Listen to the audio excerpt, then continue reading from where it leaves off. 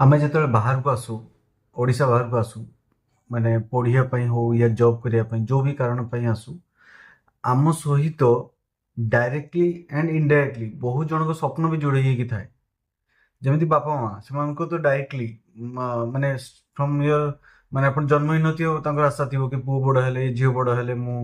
माने भल जॉब करियो भल पाठ पढ़ियो समस्त नाम कमेबो ता सहित निजर भाई भौणी भी तो जोड़ी होगी था भाई सक्सेस हम भाई सक्सेस हेले मो पई बहुत किसी गिफ्ट दबो या मो पई एटा करिवो सेटा करिवो मते पाठ पाठ पढ़ेबो या मो पई मोर जो हॉबी रो जो रिक्वायरमेंट अछि सेटा फुलफिल करिवो ता सहित निज सांगसाथी माने रिलेटिव्स मानकर स्वप्न भी जोड़ी होगी थाए तेणुक समस्त बोझ नहीं कि आम चलू यही बोझटा भल मतलब लोक मान एक्सपेक्टेशन मो ऊपर अच्छी माने they think I am capable so that is a good sign तो आपन जब भी बाहर को जीवे केबे व्यस्त हेबेनी कि भाई मु समस्त स्वप्न पूरण करि पाइबे कि नहीं मु सक्सेस होबे कि नहीं सक्सेस हबाटा दूर कथा प्रथम आपन प्रोसेसटा सेट करिया पड़ियो आपन को लड़िया पड़ियो आपन को फाइट करिया पड़ियो with your skill and talent बापा माँ जो भी कहे आपन को कि पाठ पढ़ी पकाओ छुआ बेले जो कहे ये क्या भी शुणे कि पाठ पढ़ार अच्छी लोक मान ठीक से गाइड करेंगे कारण पाठ टैलेंट आपन स्किल आपन को आगरे ही कम आसो आपन को जो माने गोल अच्छी एचिव करार अच्छी समस्त जो आशाटा अच्छी से पूर्ण केवल से द्वारा ही पार तेणुक मेहनत निहाती करवा दरकार as a student as a entrepreneur या एज ए सर्विस मैन आपको हार्डवर्क तो करिया पड़ो जड़े ही काफी पूरा खानदान लोग कायनात चेंज करने को तेणुक से एनश्योर करेंगे कि आपको से बिलीव हवा दरकार आगे चलवा दरकार तेणुक जी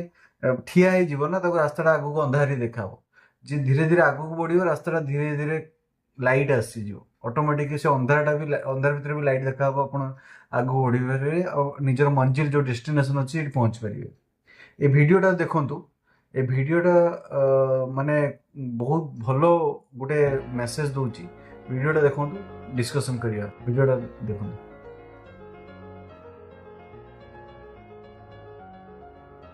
ए भिडियो देखो पावर ऑफ वन गोटे लोक काफी सबकि चेंज करिया या समस्त धारणा चेंज करिया आपण भावुଛନ୍ତି ऑफिस पॉलिटिक्स रे माने टैलेंट भी हारी जाए ना आपण ही पॉजिटिव एनवायरनमेंट निजे क्रिएट करंतु निजे ही if you think office politics is done by managers and all या कलीग एंड ऑल तो you are also a manager you are also a colleague you are also a part of the company so you try to develop you create such kind of environment that चार पांच लोक आपको देखि inspire करेंगे भल काम करें या भल कल्चर बिल्ड करें तेणुक केवे भी कंप्लेन मोड रे जातुनि ठीक अच्छे प्रोब्लेम सब अच्छी सब कंपनी अच्छा हाँ एत कथा कि आप भल पाठ पढ़ते भल कॉलेज रू आसवे आप भल क्वालिटी माने एचआर पॉलिसी स्ट्रॉन्ग वाला कंपनीज मिल जोटी कि आपणकर policies are strong yes toxic culture will be there politics will be there but जेहेतु आपण पाखे टैलेंट थी आपण पाखे माने कौन कहबी माने स्किल थी ताले पॉलिटिक्स एंड ऑल तुमको एते इम्पैक्ट करबनी निजर दक्षता हार्डवर्किंग जोगु आप आगे पारे ठीक अच्छे इग्नोर करिया पड़े बहुत किसी जिनस आप आखि सामने बहुत किसी गलत होते but you have to ignore and you have to process as per your goal and job profile and all तो वीडियो से मुझे कहूली वीडियो कथाटा हूँ से कि पावर ऑफ वन आपण एकला ही काफी पूरा सबकि समस्त माइंडसेट चेंज करने को समस्त एक्सपेक्टेशन खड़े उतर so believe in yourself and believe कि I can do it for many people मुई सबकि ठीक करी एंड यस लोक मैंने गलत लोक मैंने अच्छा गलत काम कर but I will not do it and I set an example how to be a good colleague manager या सन या ब्रदर सिस्टर या जो भी है कजन ब्रदर या जो भी है अंकल चाचा मामा I will be good I will set an example so जदि एटा सबू जदि एटा जणे भी भाभी पारछु या आपने पारछु then I will be very happy and मु सब चाहे सेटा करबा ଯେମିତିକା କି ମୁଁ ଯେତେବେଳେ ଫାଷ୍ଟ ଜବ୍ କଲି ମୁଁ MBA ପରେ ଫାଷ୍ଟ 2009 ପରେ ଜବ୍ ରିସେସନ୍ ଚାଲିଥିଲା ତ ମୁଁ ଏଜ୍ ଏ ମେଡ଼ିକାଲ ରିପ୍ରେଜେଣ୍ଟେଟିଭ୍ ଜଏନ୍ କରିଥିଲି। ତ ମୋତେ ସେ ଇଣ୍ଟରଭ୍ୟୁରେ HR ପଚାରିଲା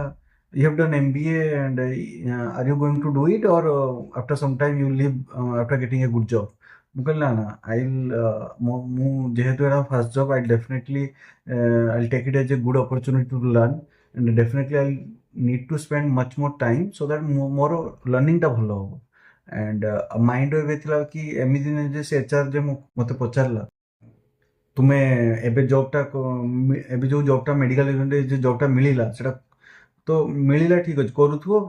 ସାଥିରେ ଯଦି କିଛି ଭଲ ଜବ୍ ମିଳିଲା ଛାଡ଼ି ଦେଇକି ସେଟା ନେଇଯିବ। ମୁଁ କହିଲି ନା ନା ସେଟା ନେବିନି। ଆଉ ମୋ ମନରେ ଏଟା ବି ଥିଲା କି ମୁଁ ଅନ୍ୟମାନଙ୍କୁ ଏକ୍ଜାମ୍ପଲ୍ ସେଟ୍ କରିବି ତାକି ନେକ୍ସଟ ଟାଇମ୍ କାହାର କିଛି ଜବ୍ ଦରକାର ପଡ଼ିଥିବ ସେ HR ଯେମିତି କନଫିଡେଣ୍ଟ ପାଇବ ୟା ଗୋପୀନାଥକୁ ଦେଇଥିଲି ଜବ୍